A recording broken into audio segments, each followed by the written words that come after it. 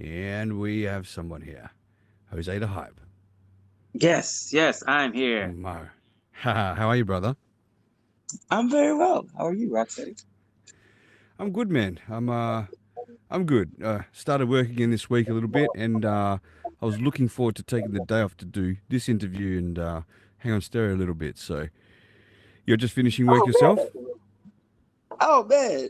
It's been a rocking ass week. That's the least that I could say. It's just been one of these weeks where thus far it's turned out to be very interesting, to say the least. Like, and if it's good, interesting, or bad, interesting, we're not sure yet, but we will endeavour to find out. I'm sure. Yeah, I would like to say that. It's been it's yet to be determined the results of what this is all going to turn out to be. Uh, I mean, I don't know if anybody's really lost at even what I'm referring to. I'm so sorry. I'm not going to bring any clout to it here on this platform. You can go to my Instagram page. You can look up the videos. Sure. Okay. No, that's fine. And look, you are a busy guy. I definitely know that. You hold the Golden Mike Awards, and in between what you're doing in life when you're busy, I know that that's quite a task in itself. So I do know that you have your hands full at the best of times. Oh yeah, man. It's Yeah. it's normally me consistently working on other content through other platforms. I have my audio drama series that I do, Soap Opera Divas. I have the Golden Mike Awards that I'm doing. I am an actor and a writer. I'm not a writer just for myself, I'm a writer for other people. I do music production as well. So, I'm consistently working on sound development for different commercials and things like that. So, yeah, life is like work is great and life is awesome. So it's like when I get time to actually be on stereo, it's really nice to be able to sit down with people that I like and have great conversations and just create dope ass content. Awesome, man. And is that how you sort of found stereo at the start? Is it through your content creation? Were you approached, or did you seek them out, and it was sort of a perfect platform for you to do this sort of podcasting? Or Honestly, so podcasting wasn't even like it was on my radar. I knew I wanted to do something with it, but it really wasn't even something I was prepared to do when I got onto stereo. It was like I got on stereo the third day that it had been up and running, and I'm listening into all of these people. I spent the better part of the first month of being on the platform listening to everybody. It was about like 2 weeks, 2 or 3 weeks before I did my own first show because I was right, just like, okay. I don't think anybody wants to listen to me. I was much the same, man. I was kind of intimidated, to be honest, at the start, and I just listened for about 3 weeks myself, and then I jumped into a conversation with. You can spell this a little bit. She just got off a sort of a high energy podcast, and I sort of popped the cherry then, and then I never looked back. You kind of build your profile in here, and it's been nothing but fun, and truly like a lifesaver for me mentally, and for so many others as well. So I'm really super grateful for stereo. Oh yeah, it's like 100% addictive. Once you do the first show and you have a good show, then you're like, oh, okay, I feel this. I love this. There are plenty of people on here now that I still look at, and I'm like, I remember when you first got on here. I was one of the first people that you talked to. Yeah, man. It addictive is the word, because I've got to openly say I've never really hidden it. I'm addicted, man. I am on this thing 24/7. When I'm sleeping, my headphones are in. People think I'm sitting in a show listening, but I'm actually sleeping. And I get these Yeah. messages like, "Oh, did they hear what they said?" I'm like, "No, no, I just woke up. I didn't catch anything of that." Even if I've fallen asleep and my phone's off and I'm awake for like 10 minutes, I'll whack it on just to go back to sleep. And I guess that I should seek the boring content for that to go back to sleep. But it's all pretty good stuff. Everything is always good. Everything is always good. People are just really entertaining out here, and so it's always nice to be able to get around. Just like-minded people, but also to share in the thoughts. Share in the thought experience, which is just living here in this world. Absolutely, man. And one thing I find is that you've got sort of two major groups of people. Is the people that just come on, they're not probably so serious for podcasting. They want to hang out, fun, play games, and you've got those banter podcasts. And then you've got serious content, which I'll class these shows as like more serious content that I want to create. And I think that to kind of have some sort of separation mode with that, where you can flick to another part of the app where you've got the content creation part, then I think it would just distinguish when a new person comes on and starts flicking through. Instead of watching the banter first and going, what the hell is this app? They can hit the creator side first and then choose to go to the banter part. I think that might be a good key for stereo later down the track. But anyway, we can talk about that stuff later. But the main thing is, the life of Jose. We want to sort of find out a little bit more. So I've created this series called Conversations We Are the People. You are my third guest. Thank you very much for accepting. And this is just about really trying to find out a little bit about the life of the people behind the avatar to connect people back to the community, right? You've got people that are verified checkmarks like yourself, and the groups there's quite clicky groups on stereo, and for understandable reasons, like you and your friends that are on here first are the same friends that you'd be on, and you've made more. And then there's people that will just come on stereo, they'll make those friends and they tend to hang in the groups. I'm trying to bridge the gap between people so everyone sort of got the chance to understand and know who each other are. So that's the purpose of this, to connect the community. And anything I ask along here, man, by all means, if you don't feel comfortable to answer a question or go into it, you're welcome to skip it. That's fine. But and I will ask questions, and whatever's open is open, basically, right? So awesome. Yeah, I'm an open book. Yeah, awesome. We've got a message from Rocstedi straight up off the bat. So I've just kept this. I do these shows where it's fans only messages through the show until towards the end. I'll open it up to the public if they want to ask any questions, just so it's a bit more intimate with us in our talks, and we don't get too distracted. But right off the bat, we've got Rocstedi. So here we go. Hey, Rocstedi. Good morning. How are you? I hope you're keeping dry, as it's very cold, windy and that outside. Good evening, Jose. How are you? I'm well. I think she was waiting for an answer there while she was online. I did. I realized. I was like, oh, she's waiting for an answer. That's why I was like, oh, we gotta talk. So yeah, I'm from the same town, Perth City, where Rocstedi's from. So it is a cold and wet day today. So lucky I was actually able to squeeze the outdoor work in yesterday, and I can stay inside my podcast studio now to do this. So, my man, let's start, man. I sort of want to start where were you born and how old are you, and we'll just take it from there. I was born and raised in New Orleans, Louisiana. I am a 34, but don't tell anybody year old person. I identify as non-binary. My pronouns are whatever the fuck you want to call me, because I'm not easily offended by anything. In fact, I'm usually the offender. So let's see what else. I currently live in Texas. Oh, you currently live in Texas, okay. So you were born in Louisiana and you were raised there all your childhood? Oh, yeah, pretty much. Yeah, up till I was 16. And then from there, I ended up living in Florida. And then Florida is a totally different beast. That place sucks. Man, Florida was terrible. Oh, it sucks. I've heard good things about Florida. Oh, my gosh. It's great to visit. It's never a good place to live. Right. It's one of those holiday destinations, rather. Exactly. You take your ass to Florida to go to Disney World. You don't stay in Florida.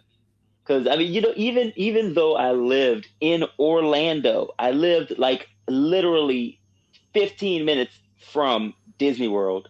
I only went to Disney World maybe 3 times in the 7 years that I lived there. Okay. That's still not too bad. Once every couple of years or so. I mean, to be 15 minutes away, you think you go every weekend. Oh, 15 minutes away. You could hear the rides still swinging when you're in bed, I'm sure. Is that close? Oh, no, not that. No. Not that close. But yeah, I mean, I could literally kind of just it was a straight shot, literally a straight shot from the entrance of the subdivision I lived in. It was I left out of my subdivision and it was a straight road directly into Disney World. It was absolutely crazy. Nice. Yeah, cool. That sounds. I mean, I've obviously never been to Disney World. I've been to America a couple of times, but what I do kick myself is that I lived in Mexico for a year in Tijuana, and so we traveled frequently from Tijuana to San Diego, crossing the border, and I believe like Las Vegas is something like a 5 or 6 hour drive away from there. And we had so many opportunities to go, and I kept saying, "Not this time. We'll go next time." And in that whole year, I never went once, and I really kicked myself for that. I wish I did take the opportunity. Oh, Yeah, what a that damn shame. sucks. But okay, so you're born in Louisiana, and did you have many siblings when you were growing up, and mum and dad were together, or did they split up, or anything like that? Oh, no, I have two sisters, an older Mm-hmm. sister and a younger sister. That makes me the middle child. Yep. I had a I had I had a father and a stepfather, and then I've Mm-hmm. always had my mom. So, I love my family dearly. My dad still lives in New Orleans. I get a chance to go back and visit him whenever I can. I have my mom who also lives here in Texas, and then my sister, my older sister, and my nephew who also live here in Texas. So it's a lot of fun to be able to be around them and support them, and have family to kind of chill and hang out with. Because family is very important to us. Very important. And what nationality background are you? I'm Black. I mean, heritage. So it's African, I'm African American. African There's American. Yeah. just Okay. so crazy enough. Like I think that this is also a thing that happens normally with like either with European uh, people and then also just American Caucasians for some odd reason.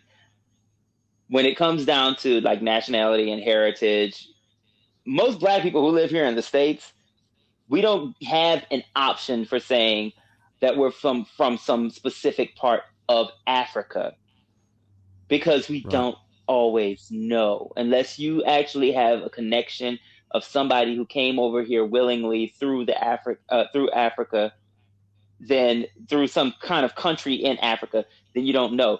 Most Black people here in America can't even say, "Oh yeah, I'm Nigerian American," or "I'm Ugandan American," or "I'm Congolese American." We don't get that because we were stolen and Yeah. just brought here. So we're just Black people in America. Sure. Sure. So one thing I found super interesting, right, is about 4 years ago, I did one of those. It's my heritage. It's a DNA test, right? Because I'm I'm born in Australia, but my heritage is Italian, right? So my parents and my grandparents, actually, my grandparents come over in the 50s over to Australia, and so my grandparents spoke Italian only, no English, or a few words, and my parents spoke both Italian and English, and I speak English. So kind of lost the language through the few generations, right? And Oh, that sucks. I yeah, I know it does. I understand a little bit here and there, and I spent some time in Mexico, like I said, and so I picked up Spanish quite easily from that at the time. And I'm now married to a Thai national, so I actually speak more Thai than any other language besides English, right? So that's funny out of all things. Um, but I thought to myself, because I could trace back about, I think, till the late 1700s, I could trace relatives back on one side of my family, and it was all Italian, right? I was like, so my blood must be pretty much Italian, right? It must be something else in there. And so I did a DNA test for myself, and I wanted my wife to take it too, Hmm. but she didn't want to take it because she's like, I'm Thai, and that's it. I'm like, well, we can't all be 100% anything. Come on, like, she didn't want to take it, so I cheated and I did it to my son instead, and I just divided the results as though Uh, taking mine out, right? So I could figure it out. And so sort of to my surprise, right, everyone in the world is really quite mixed. So I've got I've got I've got European. It is my strongest, like with Italian, followed by Greek, followed by Middle Eastern, followed by North African, down to Central Africa. So I've actually got all those sort of different percentages of blood in my system, in my DNA. And I really think everyone should take it because it's an eye opener to really show how connected we are in the world and how what part of different nationalities are in your DNA. And so, for example, my wife, being Thai, she's actually like 30% Chinese. She's also a higher percentage Thai, Cambodian, but she also had African in her and Scandinavian. And you can just think about tracing back her generations of Thai so far back that they were so poor and they didn't travel or anything like that. But you can start to see how the Scandinavian when they intervene over into Asia and stuff, and you can just assume, right, that someone got their N there, and basically there's like a different type of bloodline that was intercepted somewhere along the line. So I find it pretty fascinating how all different nationalities are quite mixed, you know? Yeah, I get it. Oh, I definitely get it. And you know what? I encourage everybody to go out there and, do your DNA tests. Get Yeah. find out as far back as your heritage can go.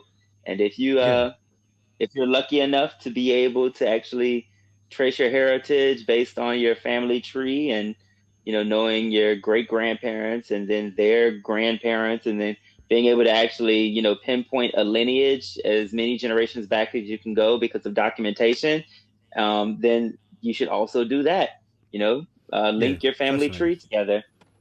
A lot of people have very interesting stories because it's crazy how a lot of people's stories are documented in paper. Like it's weird that as a society we understand, oh yeah, this is your heritage, but we don't ever actually look back and say, hey, these people used to keep journals. These people kept written documentation and books, and there was papers that were written on them, articles that were written about them, and it could have been the simplest stuff. Oh, such and such got married at the chapel where an alligator attacked the priest. That's very something interesting that people will have in their family trees. But it's so wild. Like when you start to look back and you can actually find the documentation toward the effect of your 100%. Family, you can find very interesting things about your genealogy. That's right. And from my understanding with my family lineage, right, I think from my dad's side, they were kind of like more of a lower society slave type person in Italy a long time ago, whereas my mum's side came from royalty. So I think it's some great something grandmother was a princess of some sort. Like I'm trying to trace it down still to the day. But, so it's like, wow, they're so sort of opposite ends of the spectrum, and then here's us now with no idea unless we had this information that was sort of passed down, and unless we dig for it, and you don't want it to get lost in generations, with you just got tipped there. Yeah, thanks, Flo. Thank you. Yeah, thank you very much. So so cool. So let's go into that a little bit. So what was it like for Jose to grow up as a kid in Louisiana?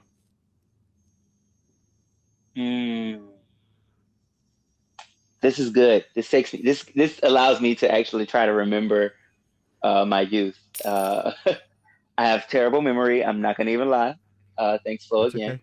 I have extremely bad memory, so I think there's a possibility that I may have just my body has begun to repress a lot of just opt out of a lot of my memory for some odd reason. Sure. But if by any means it's too painful to bring up, you don't have to in any way. But like if you want to revisit it, I'm more than happy to talk.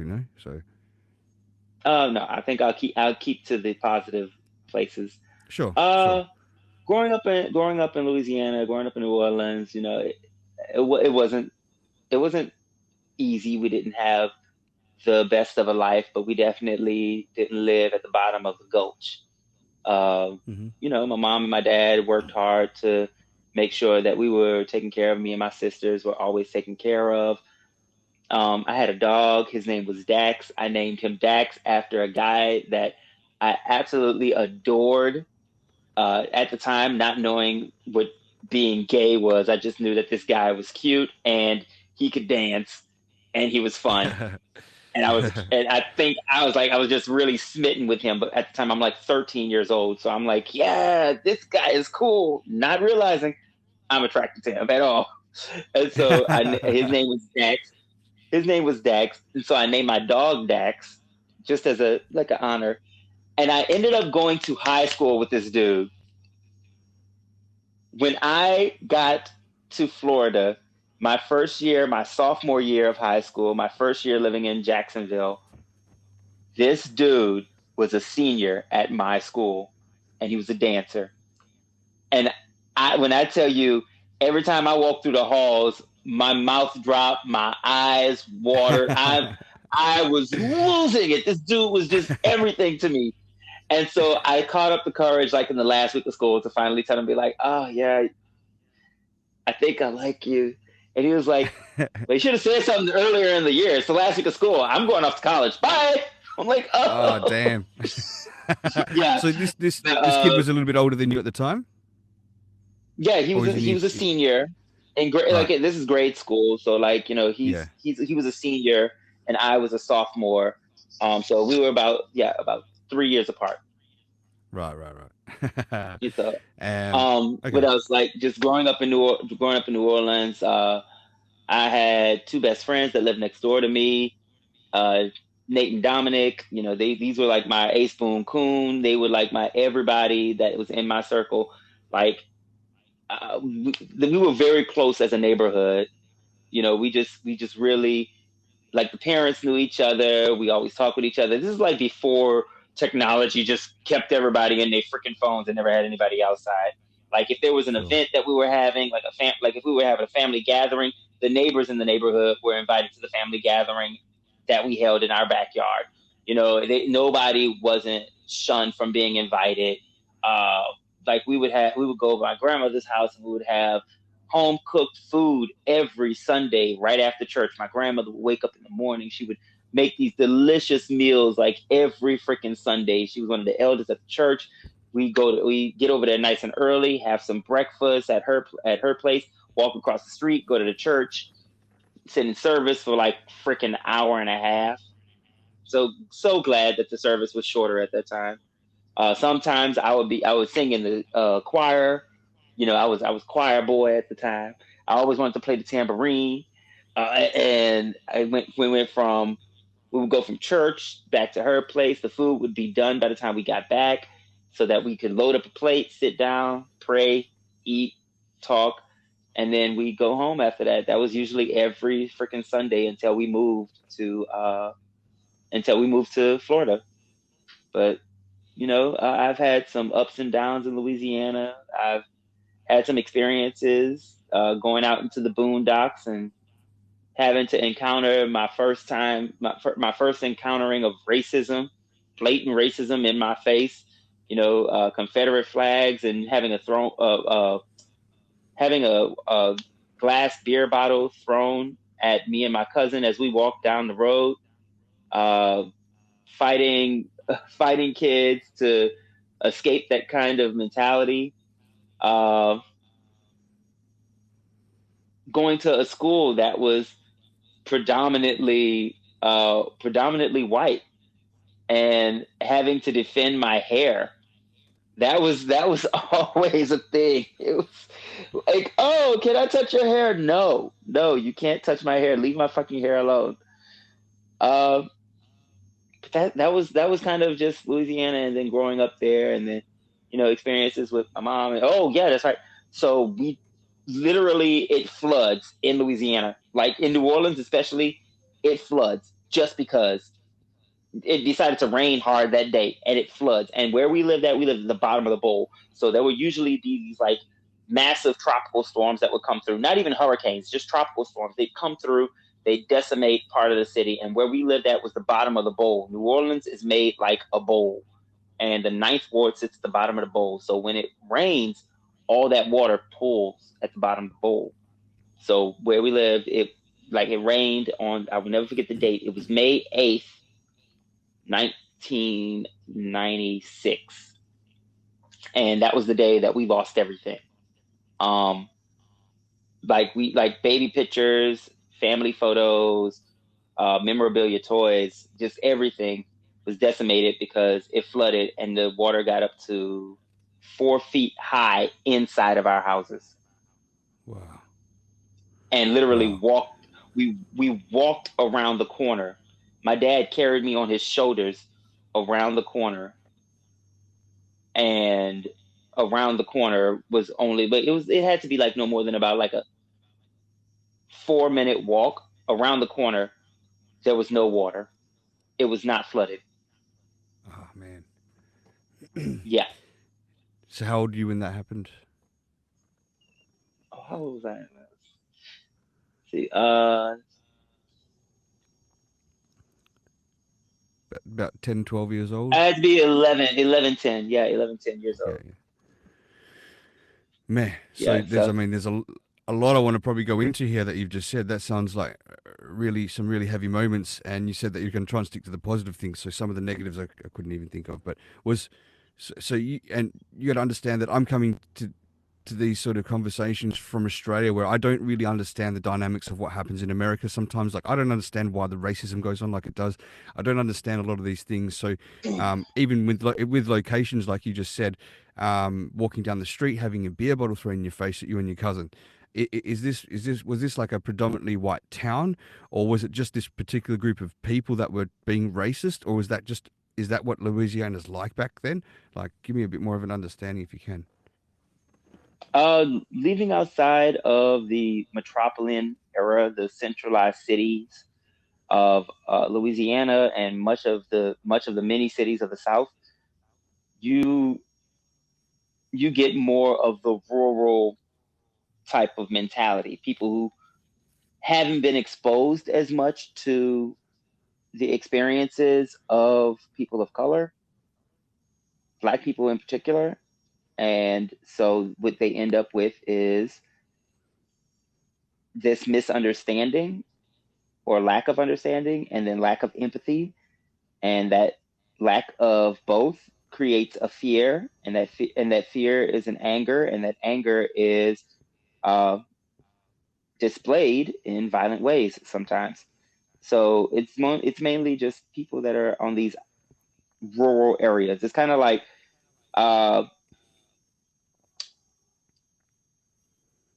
what would be the best way? The only way I can really kind of put it is if, like, okay, so Sydney is the big city of Australia. Great. So Yep.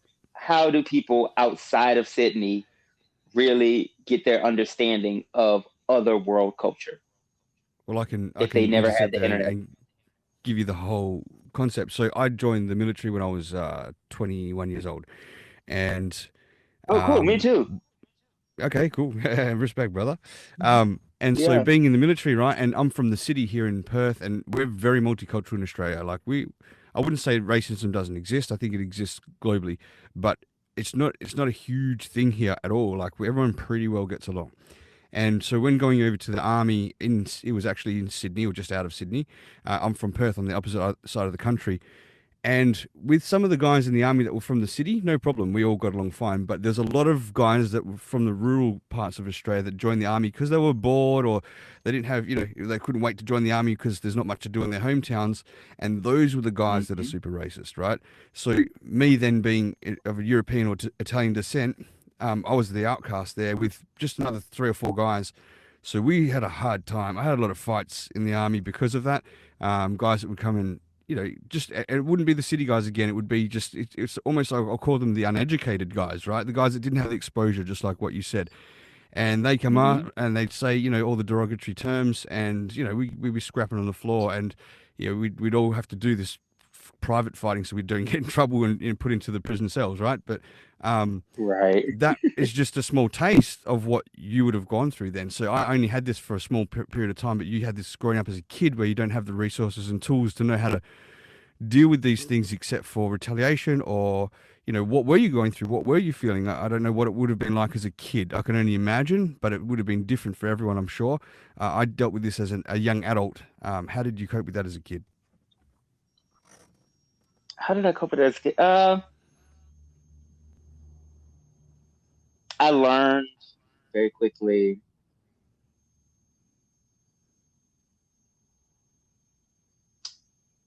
to just be aware that I'm not welcomed everywhere, but also I was instilled growing up that I should always still stand up for myself and stand up for others. So, I mean, over time, it has been a learning experience of, when to pick my battles, when to pick my fights, and just remember that I deserve. Remembering as a child and growing up that I deserve to be here and I deserve to take up space, and I should never let anybody make me feel small. Sure. So can I ask, the young Jose that was going through this as a kid, how do you think that shaped you into the man you are today? Did it have an effect, or was it something that you learnt from to move on from, or is there any part that you still hold tension with for that, or just what's the breakdown as you've grown up and taken that memory to your adulthood? Oh, I mean, I've grown up. I don't. I think that I think I've just grown up with a different kind of confidence, and I've had to. I think part of it was like throughout my earlier part of my youth, I had to come to grips with. I had to fight, I guess you could say, with an internal whisper of like, oh yeah, you're not enough. Oh, you can't go out for that role, because I went to a school of the arts, so it's like, oh, you can't go out for that role because you're black and that role was not written for a black person, or like, oh well, you shouldn't even bring that up because you don't want to offend people. You want to offend these people, or you don't want them to look at you a certain kind of way. And so, growing up as an adult, I've had to rethink who I am and what I say as being unapologetic. So I've understood, like, okay, well, you know what? I can go out for that role, even though they might be saying, oh, well, it was written for a black or a white person. Like, a white person may have always played that role, but guess what? Now I can go out for it, or now I can say the things that I want to say. So I've built a different confidence based off of my past experience. It took a while to get to a certain point to be able to have this kind of confidence, but I learned just I learned to be comfortable with myself, especially coupled with not just through my racial identity, but also through my sexuality. They go hand in hand, and I'm consistently always fighting with people to live in a space and just exist. But it's okay, because I'm good at fighting this battle now. I've learned, and I took those lessons that I learned as a kid, and I have brought them into my adulthood, which allow me to fight this battle much swifter and much more agilic. I think that's the word I want to use. Like, with agility. Okay. So, first of all, man, I'm really sorry to hear that you had to go through that as a kid. First of all, like, I just think kids are the cruelest bastards. Kids don't even realize the effect they can have on someone's life growing up and through their teenage years and all that, from bullying and things like that, right? And there's bullying is one thing, and then you've got racial bullying is another, and now you've also just mentioned that you had sexuality identities that you had to go through too. So, how old were you when you sort of realized what your sexuality preference was, and what was that like from when you discovered it, and maybe when you openly came out about that?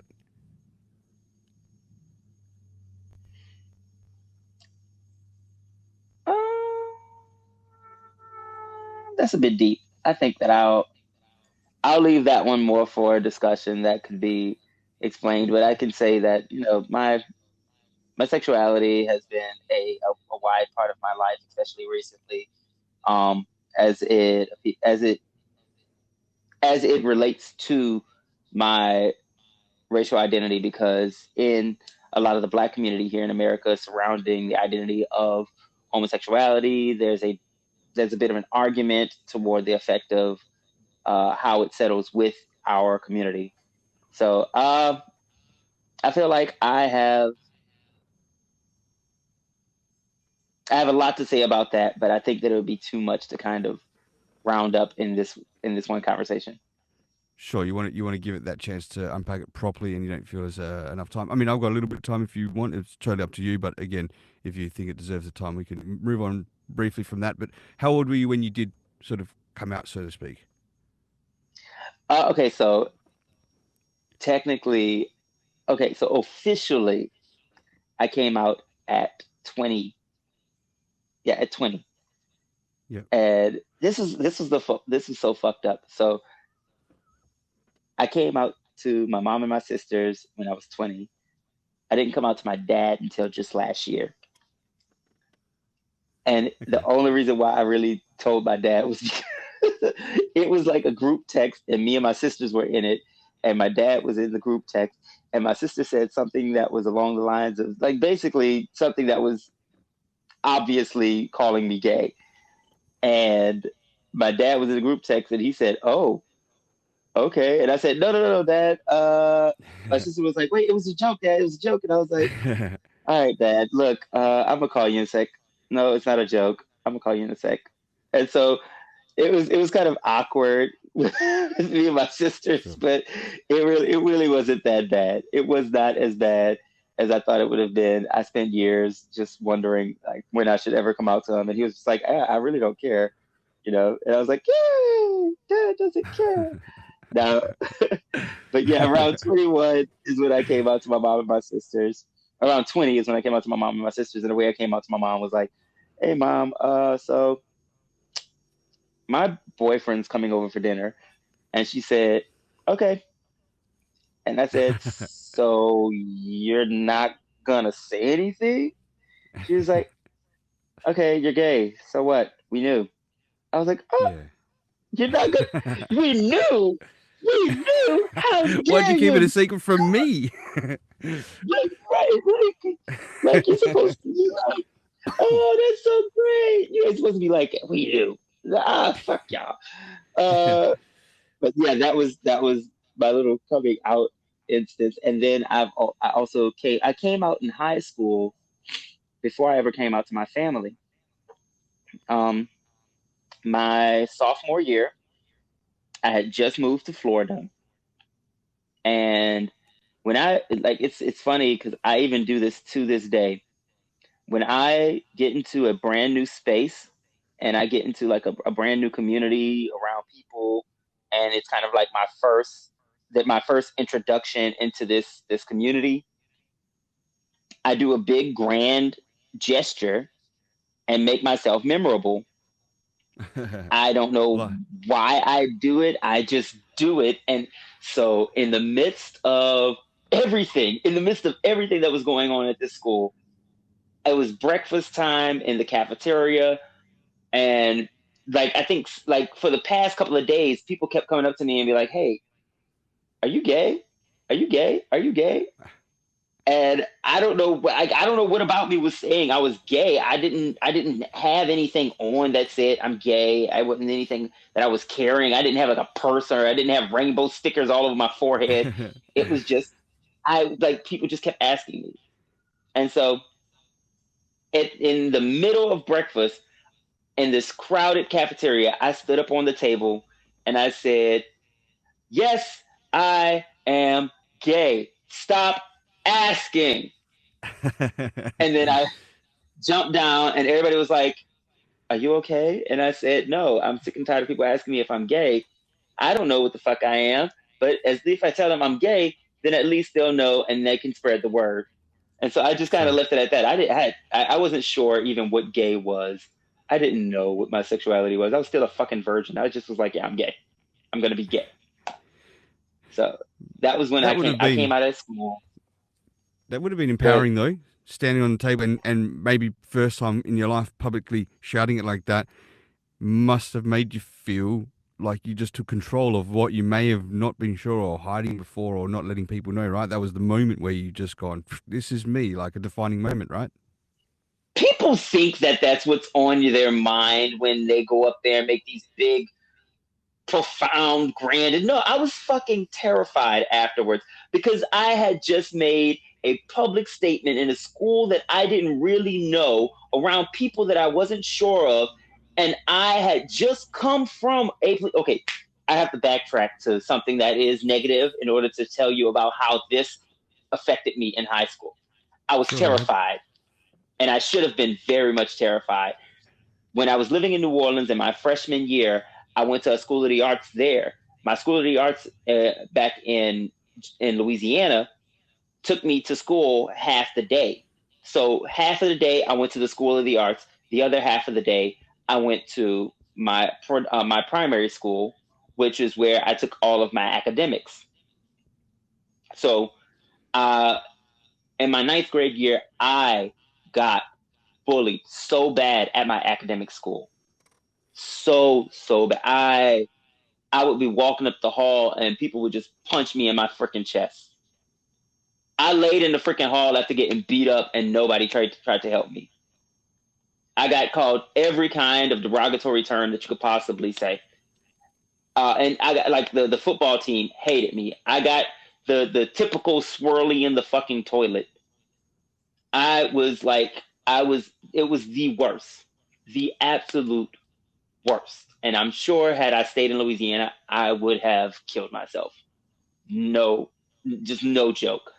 So good thing that I hadn't, but I knew it was because I was a bit different. I wasn't sure. Again, I wasn't sure what gay was, but I knew it was a bit different. And then gay was becoming the term that was floating around me. And so because I was gay, I was being picked on, but I knew I was different and unique.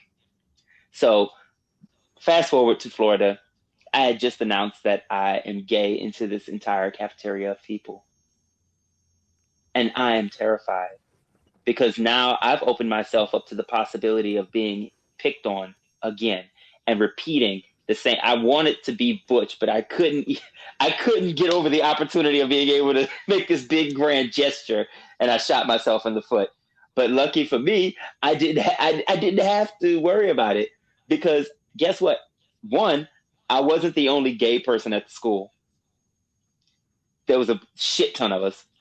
Two, none of the friends that I had a problem with me being gay. In fact, nobody had a problem with me being gay.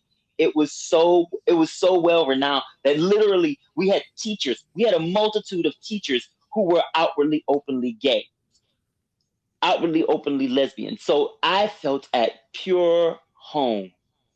This was like the best place for me to be. You talk about like these are artists, these are like people these are my people. Like writers and musicians and dancers and actors and techies. And so like you had hard tech people and then you had like soft tech people. It was great. It was absolutely the most wonderful place that I could be in opposition to coming from a place where I was literally picked on every day for an identity that I didn't even know I existed in. You do realize, I'm not sure if you realize up until now, that when you jumped on that table and you shouted that out, that was totally you, as scared as you was, as petrified as you were, taking complete control of the whole situation. That I'm willing to say that from this point forth, it was pretty good on, right, compared to obviously before. But that was what opened up your whole identity, man. I think that was it's as fearful as you were. It was a really brave way to just, even though you don't maybe realize at the time, you were just trying to make an impact when you first got there. That was totally taking control of the situation. Totally. Do you think so? Yeah, I would say I guess I would say that. Yeah, it was still stressful, and I mean there has never been a shortage of identity crises. I would say although that was my first time being able to come out. Again, this is a whole identity that is worth a really long discussion because I'm sure that my experience parallels with so many different people, especially people who are in the States, who live in the States, about how we developed our experience, our sexuality through identifying with the experiences that we've had throughout life. So let's do that. Let's revisit that time another time, because I did an episode before this one with Taco Truck, episode 2, and he had some sort of similar things. He was picked on a little bit at school in his situation, and then you know, when he came out to his parents and stuff, and his parents were really pretty cool about it too. So maybe when we do I'll do a few more of these shows, and I'll get a few of you on together to go into the depths of that. I'd love to do that if that's okay with you. We can move on to some other parts. So one question I did have though, before we totally go off this subject, is that what did you feel was important to be able to tell your mum and your sisters at 20 and not your dad till last year?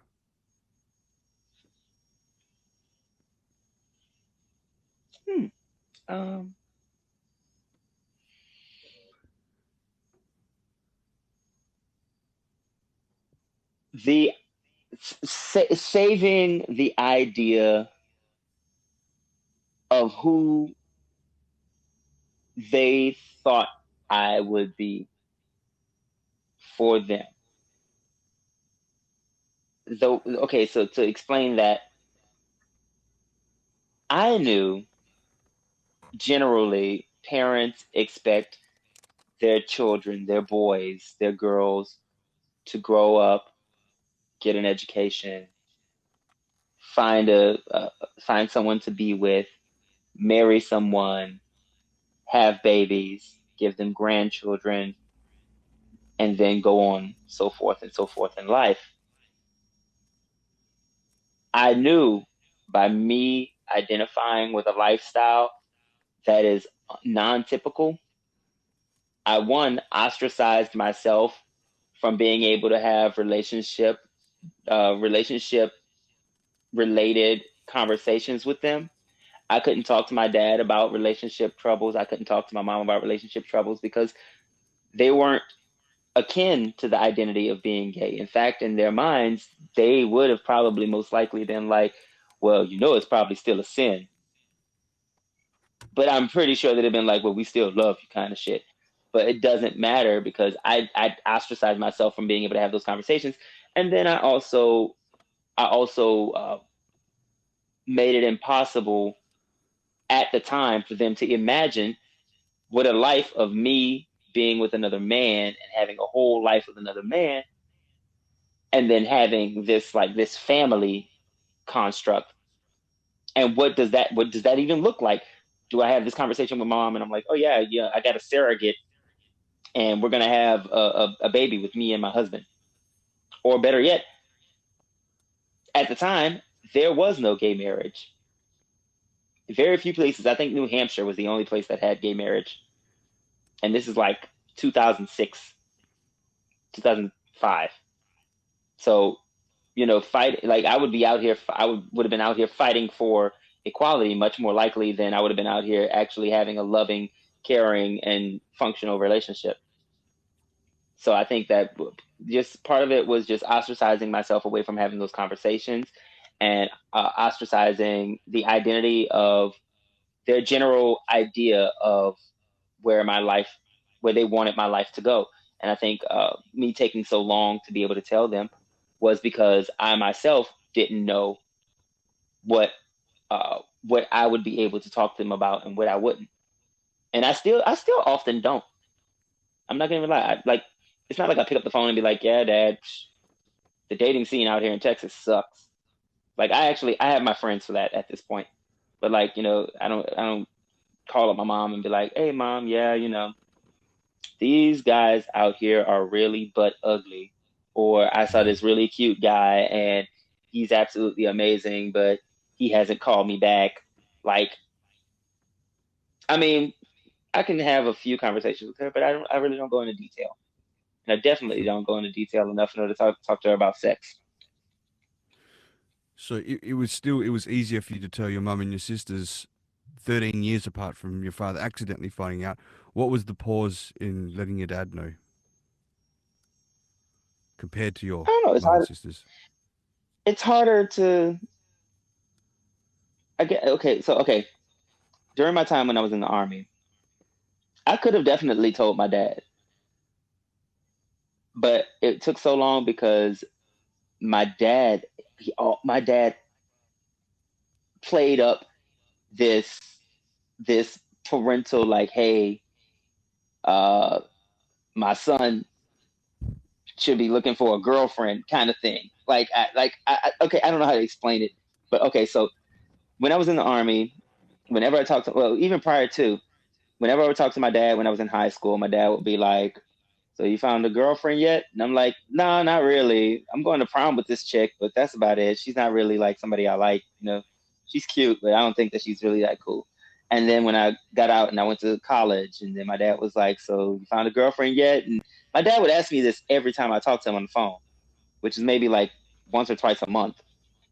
And so finally, when I went into the Army, I had been at my duty station maybe less than a year. And he asked me, and I remember the exact day. I was sitting down on the steps right outside my barracks because I couldn't get service inside the barracks. And my dad asked me for the very last time, "So you got a girlfriend yet?" I said, "No, Dad. I don't think I'm gonna get a girlfriend. Not while I'm in the Army. None of these girls out here are very attractive." And that was it. That was the very, very last time that my dad ever asked me if I had a girlfriend. And I think that might have been his time when he realized, okay, this mofo could be gay. Do you think that him asking you all those times often was him already knowing and just seeing if that was his way of kind of approaching it to see that maybe you told him? No. No? No. I think that he genuinely would have been like my dad's a very blunt guy. Like, no, I think that he would have asked outright if he wanted to know. And I don't think that he ever really wanted to know. Maybe he already, and I don't know your dad, but maybe he knew without actually having to say it too. I don't know. But that could have been I just too. I try to put myself in people's shoes, right? Like is obviously it's like, you come from a religious background, right? And I know that religion's deemed like, gays is wrong and it's abomination and stuff, all this rubbish, right? And um, it makes it extra hard for you to come out in these situations, right? Because it's everything you've been raised for, to for the church and all this stuff, and you're kind of going against it, and you almost feel like you're doing something wrong, right? Like you're doing something wrong for your parents or for religion and stuff, and it's not the case. It's just who you are. And I think that these things are framed completely wrong for people that, whatever sexuality they go for. That's my opinion. But tell me, how did your dad take it when you spoke to him, then when you told him? What was that reaction like? I don't know. He was perfectly like I said, he was fine. Like it really wasn't that big of a deal. It was more like I had been leading up to this very anticlimactic moment. He was just like, Mm-hmm. "Oh, okay. Well, I still love you. So as long as you're happy." And that was it. And I was like, I was afraid for as long as I have been gay in order for me to be able to tell you. And he was like, "I don't know why." And I was just like, "Yeah, because you're my dad. And, I didn't want to destroy any kind of ideas that you had of me." So Well, it's it was more, beautiful it that was, it was they great. love you for who you are, right? That's. I mean, I've got kids at the moment, and if my son turned around and told me he's gay, it would not change how I feel about him. My thing in life is that I just want to make sure that they're happy, just like what your dad told you. And what do you want me to be when I grow up, Dad? I said, I want you to be happy, son. That's all I want. Whatever that chooses for him, whatever he wants to be, that's an important thing. But okay, so we can move on from that a little bit, man. Thank you for sharing. That's pretty deep, so I appreciate that, and we can certainly go into another part 2 when we go into that specifically. But Yeah, okay, that was a so lot of fun. yeah, no, we're not ending the podcast yet. I want to find out more. I want to find out. So when you left school, what did you do? What did you start working at? What industry did you get into? Like, what did Jose do? Let's see. So graduating high school, actually, prior to graduating high school, my first job was McDonald's. Jesus Maccas. Christ. Mickey D's, baby. Mickey D's. Mickey We've all D's. been there. And I learned that I don't like authority. I don't like taking dictation from people. And I cussed out this woman who was the manager right in front of her daughter. And I Good way to quit, lose your like, job. right. You quit before you Oh, got wait, no, fired. I quit. And then my mom told me, when I told my mom what happened, she said, "You march your ass back up in there and you go apologize to that lady and you beg for your job back." At which point I said, "Okay, all right, fine. Yeah, I'll go do it." So I marched back in there. I apologized profusely, fakely. And I was like, I'm just stressed out. This is a lot. Da, da, da, da. And about a week later, after a week, I was like, you know what? No, I can't stick around in this. I will not be around in this. And I left. And I went on. I don't know what I went on to do. Where did I go to work after that? Oh my God. I went from McDonald's to, I think I was working at Spencer's Gifts. Right. I think. Oh my God. Do you know what Spencer's Gifts is? Not really. No. Oh God. Oh my God. Okay. So do you know what Hot Topic is? No. Oh God. I'm from Australia, man. Different thing. No, I get it. No. Like it's hard to explain without. All right. It's like, back in the 90s, you remember everybody, like America had this like punk rock phase, black clothes, chains, eyeliner, safety Sure. pins. We call them emos over here. Emo. Yeah, we had a bit of an emo phase. And Sure. so they learned how to capitalize on that because, America's not nothing if capitalism isn't in it. And they capitalized on it by creating these two stores called Spencer Gifts and Hot Topic. Hot Topic sold the clothes. Spencer Gifts sold the dirty jokes and the dirty birthday cards that you would get for old people and dildos and glittery unicorns with devil horns, your favorite rock band posters, black lights and electric balls. It was just one of those places. Like that was it. And this was just all black everything. And I was going through an emo phase as well. I wore boots and eyeliner and baggy pants with chains off of them. So please don't judge me. I was an emo. I was an emo kid. All the way through high school too. So I had a mohawk too. I worked at Spencer Gifts, and then at the same time of working at Spencer Gifts, I worked for T-Mobile. I would just hip hop from back and forth, and they were both in the same exact mall, the exact same mall. And so I would leave one job and go straight to the other. And I had a guy that worked with me at T-Mobile that I had a super crush on, but like he was absolutely straight. I wish that I could find him. I had him as friends on MySpace. We were friends on MySpace, but then we just kind of lost contact because I lost my MySpace login, and he taught me how to steal phones. All right. Yeah, that was a lot of fun. Like now I'm confessing to some crimes here. All right, who wants to hear Jose the Hype confess It's to one a of my crime? later questions, so you can go into it now if you like. That's fine. Yeah. Yeah, he taught me how to steal phones and how to. So what they would do is, back in the day, what we had to do was we would have to log in people's information to find like from their what is it called, from their licenses. Okay. So we had to use your address on your license to see if the service that we provided, if any of our towers reached your area, and if it did, then we would go on to check to see if we could get you approved for any lines, any lines, and get a free phone. And so most of the time, most people with good credit could get phones for free. Most of the time, people had to leave a deposit. The people who had to leave a deposit, they pay the deposit, they get their phones. But if somebody were not approved, if somebody was approved and they could get free phones, and then they were like, oh, you know what? I'm going to go check someplace else.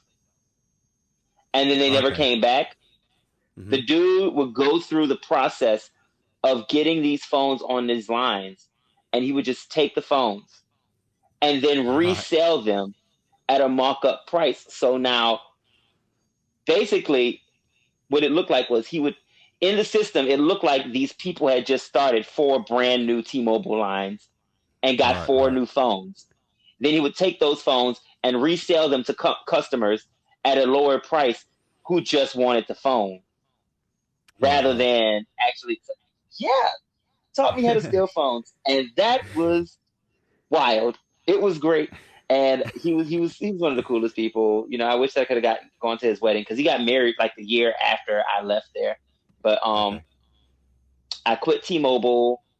I was in school at the time. I started work. I was in college at the time, and I had gotten into a car accident. I got a new car.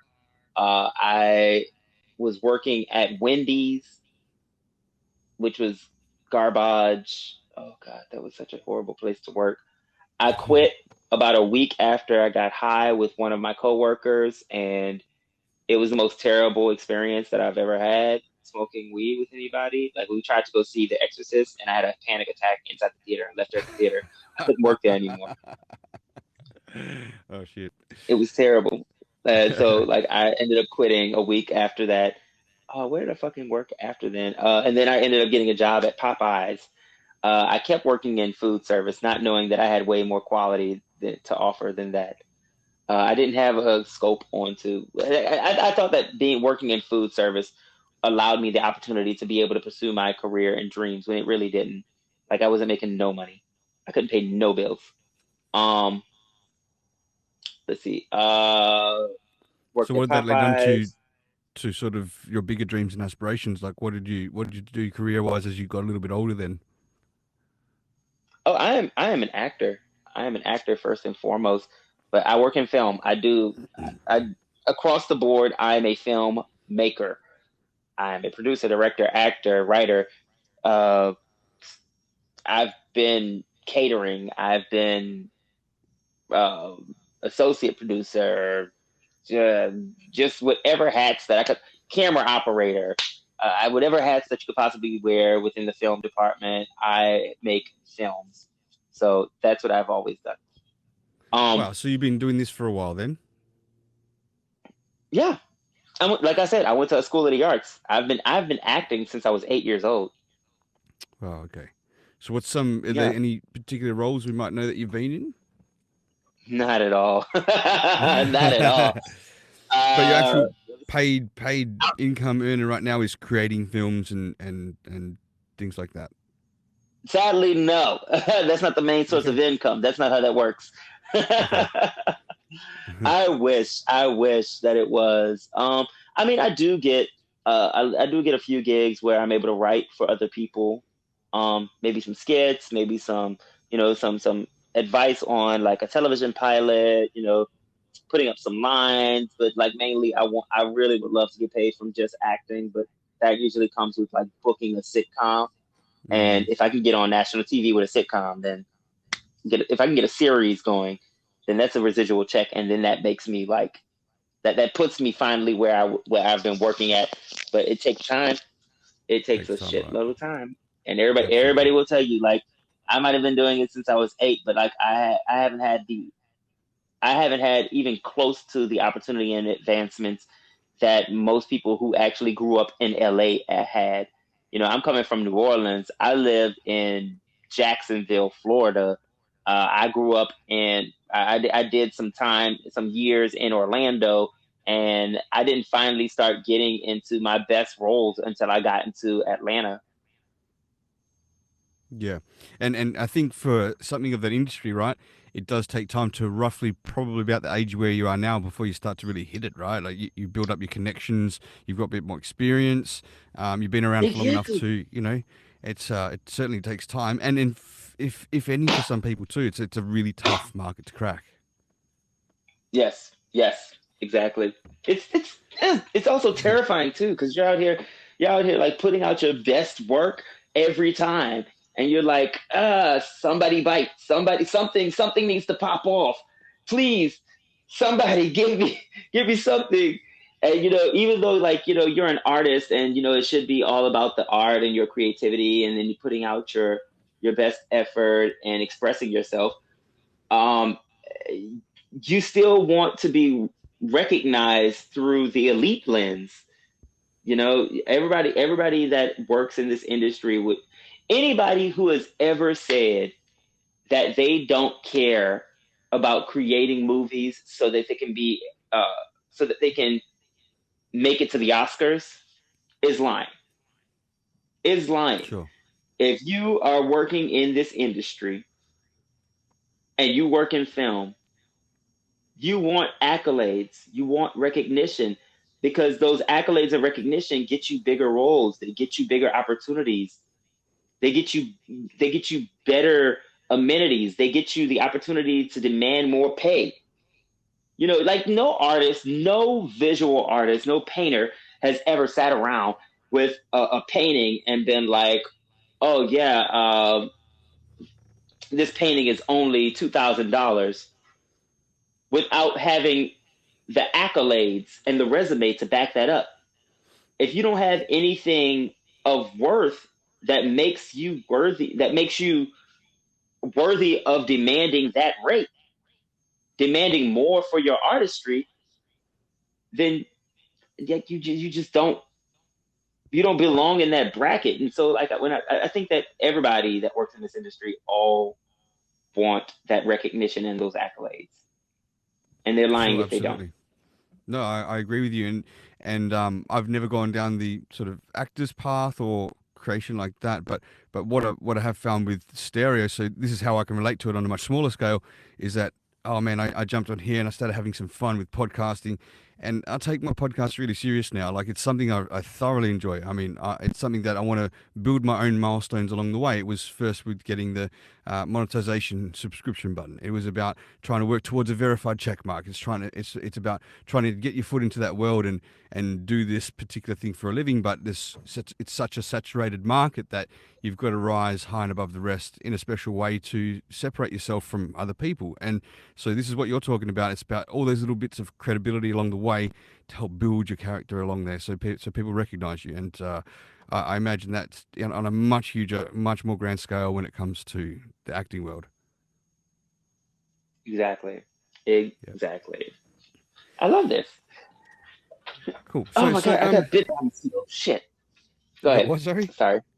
I got bit by a mosquito. A mosquito got in here, and that's nothing. We get bit by all sorts of deadly animals over here, so that's fine. Oh yeah, that's right. I'm so sorry. Australia, you're like, oh, I got bit by a dingo today. Look at that. Yeah, I lost plenty of kids that way. So no, people all say over here, oh God, all these deadly animals, and I'm thinking, well, I live in the city, so we don't exactly have to poke a head out the door to see if there's snakes when we walk out or anything. But people still talk about the spiders. And yesterday I went to put my work boots on that had been sitting there for a week outside, and I do realize that I put my hand in there first just to check there's no spiders. I don't want to be putting my boot on, and that is a pretty common thing that can happen here. So do check your boots or your shoes before you put them on if they've been outside and you've been in Australia, because that's how you can get bitten and die. So, okay. Just to move on towards the end here a little bit, is that what's your dreams and aspirations to come? What's in the future for Jose to Hype? What have you got planned, or what are you hoping to hit? What achievements are you hoping to reach? Oh man, I want to finish my films. I want to finish writing for this film that I'm working on called this feature-length film. I wanted to. So I'm working on my first feature-length film solo. I'm going to be the producer and the director on it, as well as one of the actors in it. It's called My Pretty Dead Side Chick. I can't wait to finish this thing because it's a dramedy. It's not a dramedy. It's a horror. It's a horror comedy. Like think. Well, I don't know really how to express it to you because you might not know this movie. Think Death Becomes Her meets kind of scary movie. Yep, okay, great. Yes. I'm actually really bad with movies. I don't watch movies at all at all these days, but I do know that one, Death Becomes Her. Yeah. Yeah. Think Death Becomes Her and kind of scary movie. Yes. Okay. Yep. So nice one. So you're working on that at the moment? Yeah, that's what I'm finishing writing. I have my audio drama series as well. That's on Spotify, Soap Opera Divas. If you guys get a chance, go on Spotify, look up Soap Opera Divas. It's a lot of fun to do that. I voice all the characters. I write all of the scripts. It's a weekly show. Unfortunately, for the past 2 weeks, I've been slacking because I haven't had time, and I've been addressing some other things that have occupied my time. But you can catch them on Spotify. I also have them on my Instagram page if you want to go back and listen to them there. What else? Lord, I see myself continuing to create. That's like the biggest thing. Just continuing to create, continuing to be an inspiration to myself and others, continuing to communicate with other people, other creatives, and find out, how we can assist each other in the creative process, to continue to be on stereo and, to welcome the new people in on the platform. It's just wild. Like, with being here, one thing that I've noticed is that I don't have to be on every day anymore. I don't do that. I'm not pushing myself to be in front of everybody's face all day, every day. Not right now. I have a multitude of other things and avenues that I want to be a part of. And I really wish that other people who have been here long understand that as well. Like, hey, you don't have to make time to always be entertaining every day on this platform. Agreed, man. I used to be on every day myself. I'm still on every day, but mainly as a listener now. And I'm just mainly as a listener, yeah. I'm kind of sticking to these podcasts here. Like, I really enjoy this, like asking someone about their life and, what they share with me. I really take away. I feel so much closer to a person after that as well. Much like today, man. Like, I've been friends with you for a while anyway, but I don't think we've ever sat down and done a show together. And this is like the first one. It's about you and your life, and just to know some of the hardships that you've gone through, and to where you are, where you've gotten today is inspiring. So you've inspired me about just learning to stand up for yourself is the main thing, I think, is what I can take away from this, and stand up for who you are and believe in yourself. Right, that's kind of the message to take away with what you've gone through. Yeah. What I've kind of done now is I've opened the messages to the listeners now, so anyone, not only fans only, can chime in and ask a question, but Jose, I play a little game to ease it off. It's 20 questions. If you want to play, I ask you 20 random questions. If you want to answer them as quick as you can. Do you want to play? Okay. Yeah, okay. I'm ready. Let's do that. Okay. I love this. All right. Answers as quick as you can. Okay. So, okay. Have your parents ever seen you naked as an adult? No. Who would you turn straight for? Halle Berry. Do you prefer dad bods or chiseled six packs? Oh, both. Okay. How long does it take for you to get ready before you head out the door? 2 hours. Have you ever considered plastic surgery? If so, then for what? Yes. Ooh, for what? Well, technically, Botox isn't plastic surgery, but I would get Botox. Okay. Have you ever seriously injured anyone? No. Have you ever been arrested? Emotions don't count, right? No, I think it's up to you, right? So you've emotionally hurt someone pretty bad, but not physically. So, oh fuck okay. Yeah! Oh fuck yeah! Have you ever been arrested? Yes. Okay. 3 times. Have you ever watched taboo pornography? Like, wait, what is... You tell me, man. I need taboo to be defined. Pass.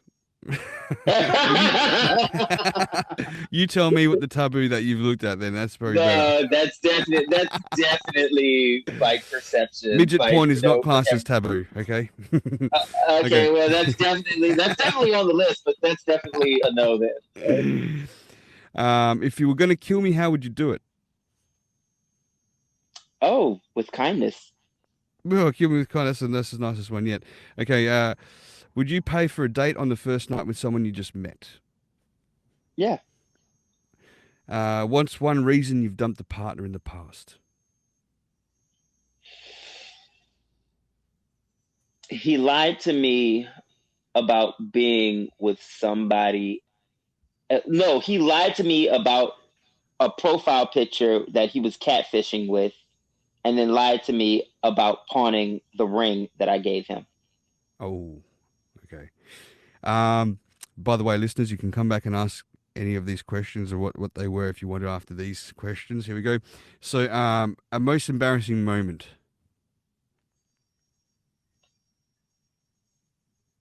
Oh, shit. I don't even know. Shit. Most embarrassing moment. Okay. Okay, it might not be a most embarrassing moment. But an embarrassing moment. Okay, so it wasn't really my most embarrassing moment, but it was a bit embarrassing moment for me, and I'm sure it was way worse for them. Okay. I hooked up with a guy in the bathroom in high school, and he like blew me in the bathroom. Did not know that was his regular daily routine. And I walked into the dean's office, and he's sitting there like ghost face crying. Like one of those I'm already tears done crying, I'm contemplating what the rest of my life looked like after this point kind of cry. And I was like, what's going on? And I was like, what's going on? He was like, and that was that. And so I found out later that he had gotten caught blowing some guy in the bathroom. And I was like, oh, I'm so glad it wasn't me. And I'm like, I was walking around the entire time, like hoping that he didn't tell anybody. And I was like, oh. But like that was pretty embarrassing.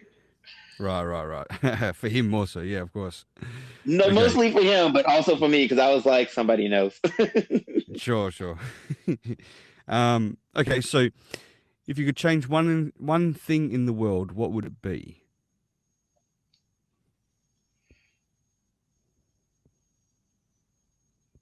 Humans. Interesting. The very existence of humans. Okay, well this next one might be funny then. So if you could be any insect in the world, what would you be?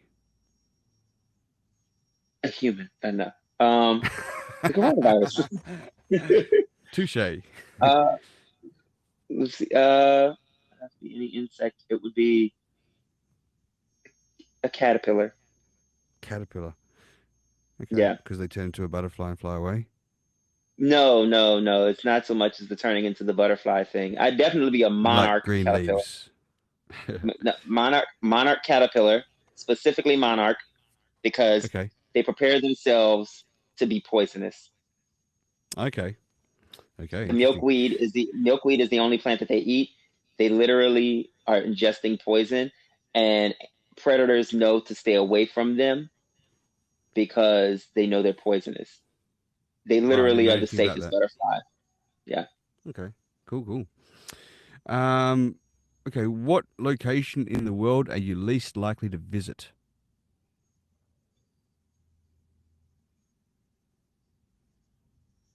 Australia. No.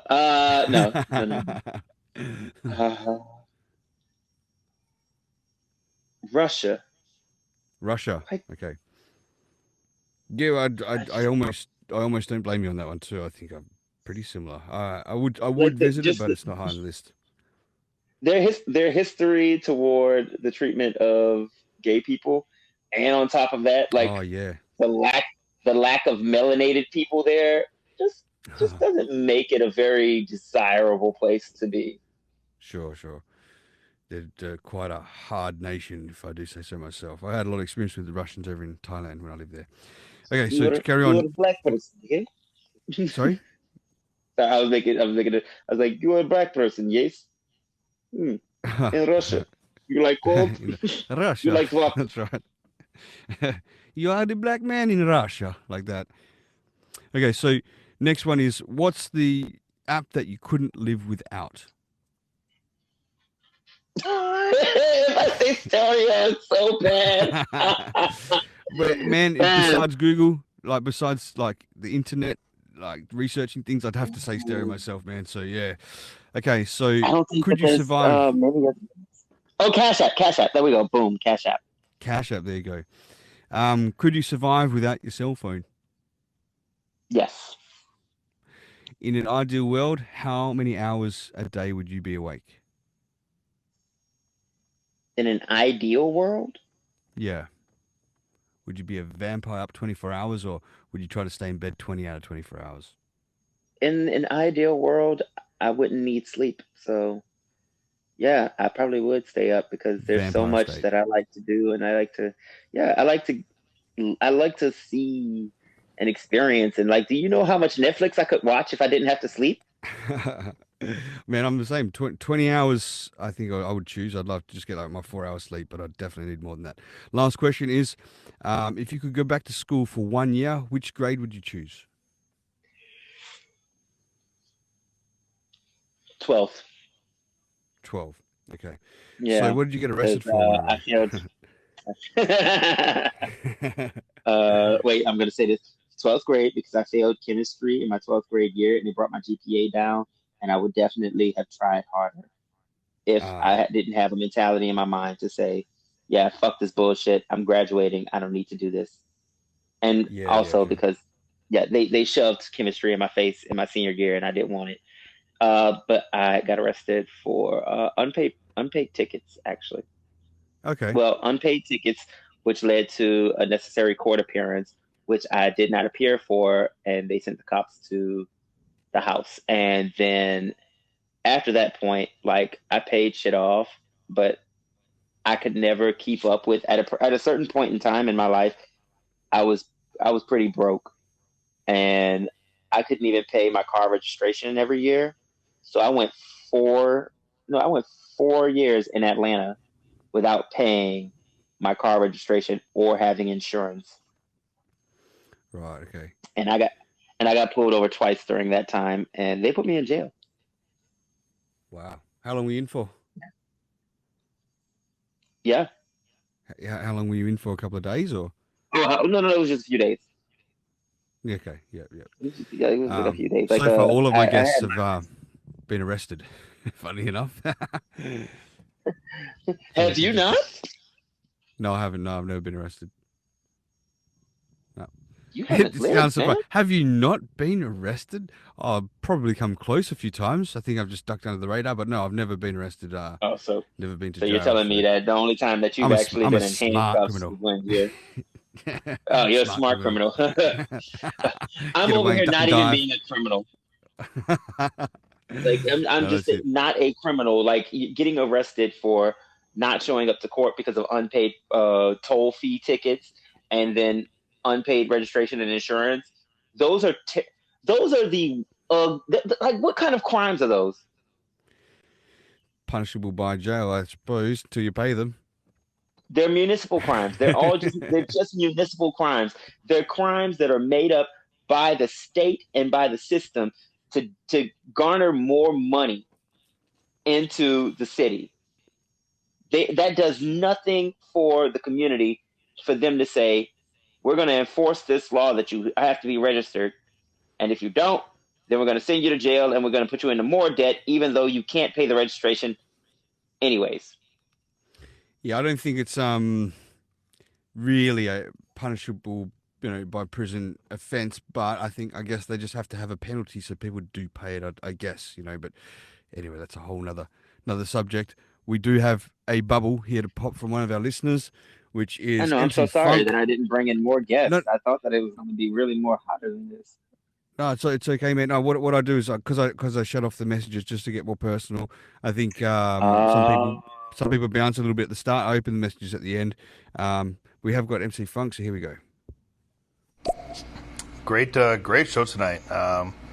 Definitely great. Yeah, listening to you talk about that flood, I can relate. When I was living in Kansas at the time in 1993, I was about 10 years old, and in the U.S., we had the flood of '93. It was the Mississippi River overflowed, and there was just massive floods across the entire Midwest. And we were in Manhattan, Kansas at the time, and we had feet of water everywhere, and just widespread destruction across the whole city. I remember going swimming in, down at the end of my street. I was 10 years old. I didn't realize that that's not a good thing to do in floodwater. But I can relate to that 100%. I remember that very vividly. Wow. Yeah. Yeah, I've never experienced anything here like that where I'm from, but gee, it's just drastic things, man. I actually know when I lived in Thailand, it wasn't my house though, but it was just out from my house. That we used to get torrential rains there, man, and because I lived there for 6 years, I just come back like a year and a half ago back to Australia, and man, could it rain there? And yeah, there'd be cars underwater and stuff. So definitely, I've experienced it, but just I'm thinking in Australia, no, out of that. We have a bubble from Joey Butts, so here we go.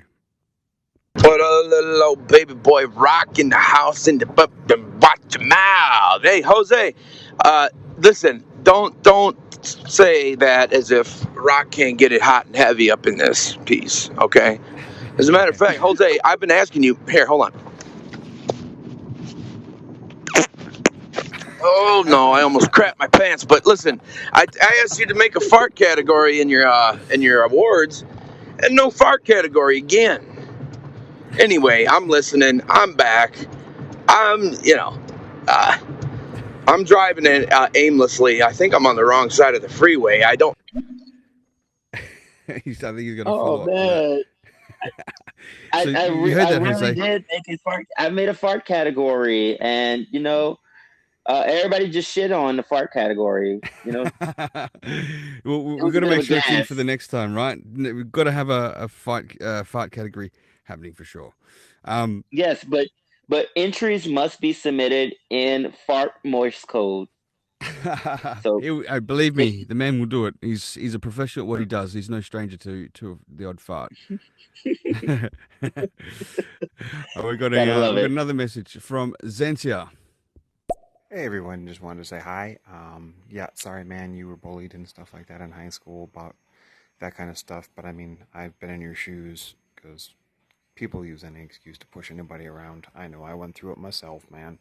But you are who you are, and I'm glad you're proud of who you are, and you should be. Amen, and have a good day. Thank you, Zensia. Thanks, Zensia, my brother. It's good to hear from you, man.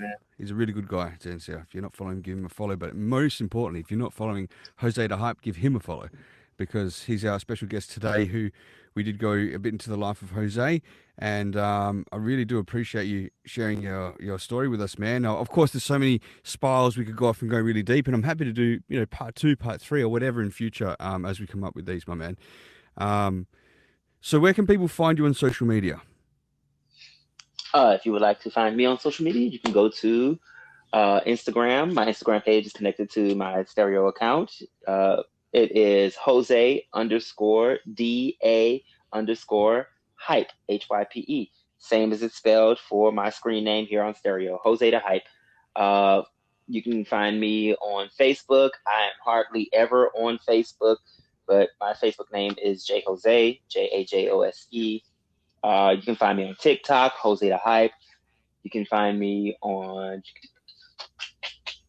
TikTok. You can find me on Cash App, and you can send me money.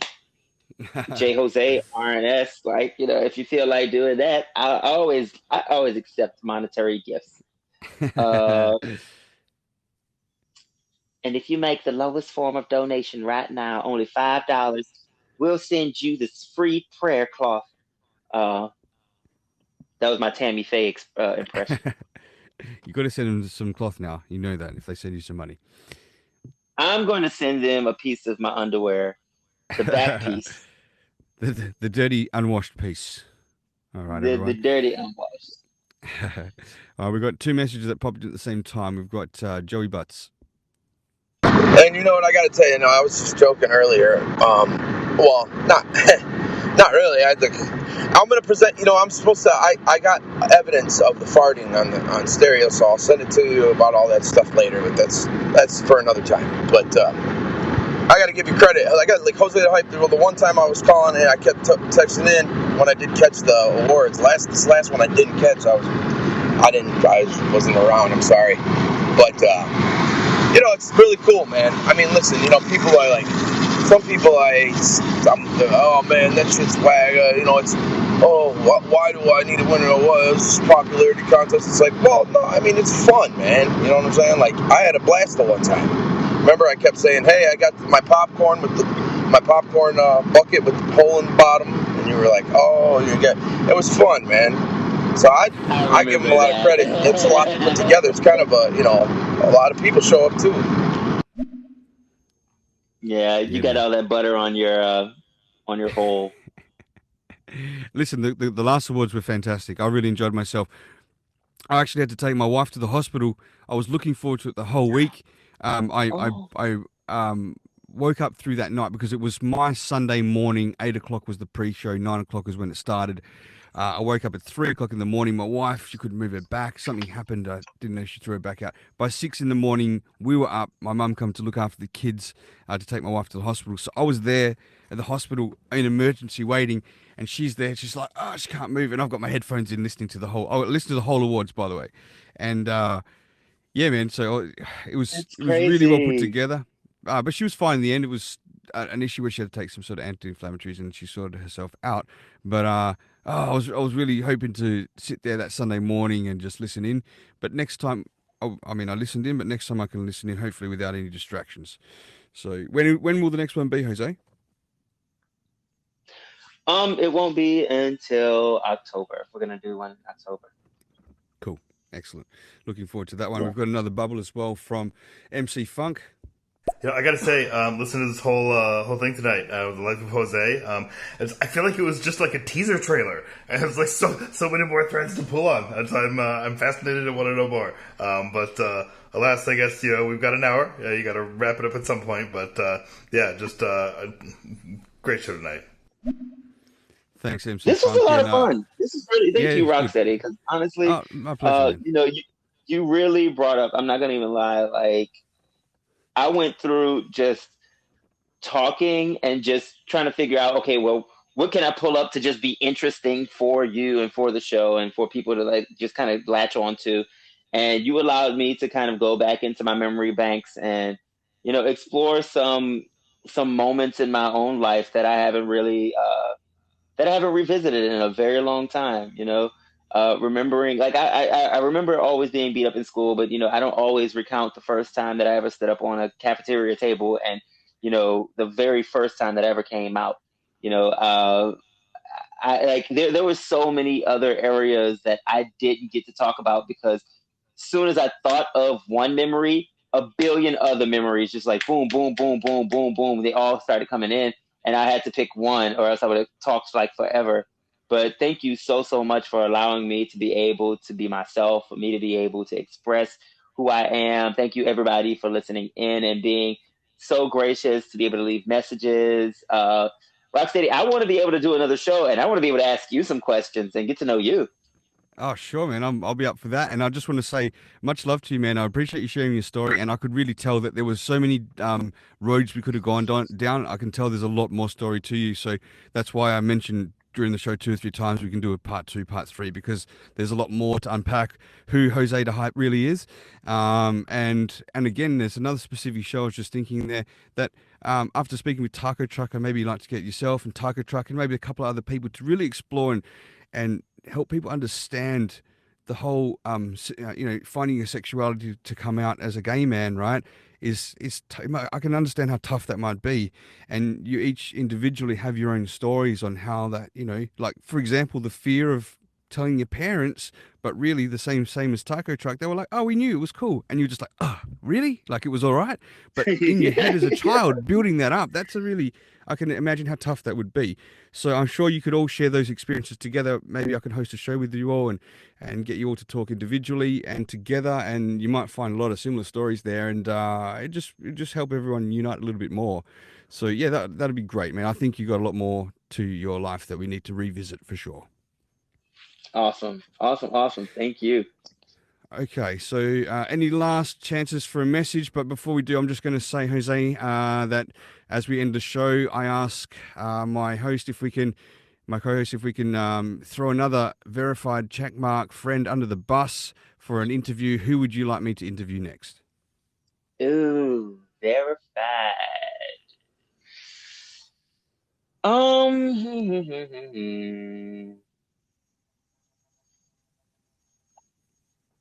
I think as far as the verified content creators go that are still here on the platform, see, that's the fucked up thing. There's so many that are verified, and then like the ones that are still here, and then the ones that just kind of left. That would have been great for like getting to know. Excuse me. Even if someone's left and you've still got contact with them that you could help me set that up, that's still cool. But yeah, if not, and I have to reach out myself, then someone I can sort of get in touch with. I'm trying to figure it out. Because I don't want to say the obvious ones, because if I end up saying the obvious ones, everybody's going to be like, oh, of course. You say anyone you like. It doesn't matter, because eventually I'm going to go through all of yours. I'm going to just one by one. This is a non-stop series too. Just this conversations with we other people is an ongoing forever thing. There's always people around. We're always going to get to learn who people are. So it's there's no shortage of shows, limited or anything like that. Why don't you go ahead and do a interview with? I was going to say Man Like S, because but he's no longer really on the app as much. My secondary option would be I Like Bread. You're gonna have to. I'm gonna get you to message me. I don't actually know who they are, so that'd be great if you could message me offline, who they are. I'm gonna line up an interview with. Well, you can throw them both under the bus, and I'll line something up with both of them. That's fine. You know, and well, Man Like is probably not gonna answer. Man Like is just definitely not on the app as much. But like if I can get in contact with him, if he responds back to me, then I will ask him if he'll be able to come on. But I doubt that he'll answer. But I know I Like Bread would definitely be down to do an interview. He's just as crass as me. Okay, cool. I'm sending him your. Yeah, perfect. I'm sending you his information. Lovely. I'll follow up with that. I have got one which we're just waiting to be confirmed, which it looks like it will be for tomorrow. It's going to be with Sketches. I'm not sure he's accepted. Not yet. I think so. Sketches is in line, and then we're going to jump over to I Like Bread if you can't get a hold of. Sorry. I forgot the first guy's name. Man Like S. Man Like S, because I've never heard of him before. Okay, that'd be interesting. And it's good when it's people I haven't come across before, because it's completely fresh. It's like someone I can totally learn, about their life from start. We've got one more message before we end the show, Jose. It is Mr. Joey Butts. Hey, man, listen, I just kind of got here, and in all seriousness, man, I give you a lot of credit, Jose. I kind of know where this talk probably went from what you've been saying here. And those memories, those are, you've probably built up a toughness that not a lot of people could actually really understand. And I like, it's probably hard to bring those memories back to the surface. I know that I'm the type that I try to push things down at memories. That I don't like to talk about the shit, but it probably would help. But the openness is appreciated, man. And we've come a long way in this world. It's still not there. There's a lot. It's not perfect, but we're better off for knowing you, man. You're a good guy, and you're a fun guy and sexy. Did you say I was sexy at the end? He just threw it in there. Just threw it in, and it just ended. I was like, that's cool. That's cute. Thank you. Lovely. All right, well, appreciate you very much. Thanks, Joey. Any final thoughts or conclusions before we wrap it up, Jose?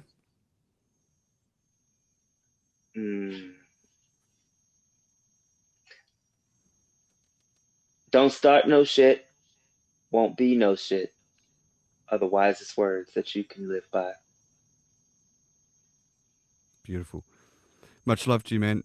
Thanks for your time and for sharing your life. And I think I heard a bubble there. I'm not sure. Nope. No. So yeah, we'll catch up, I'm sure, offline and on other shows here and there. But man, speak to you again soon. Thank you. All right. Toodles, man. All the best. Thanks. Thanks, brother. Take care, man. Bye bye.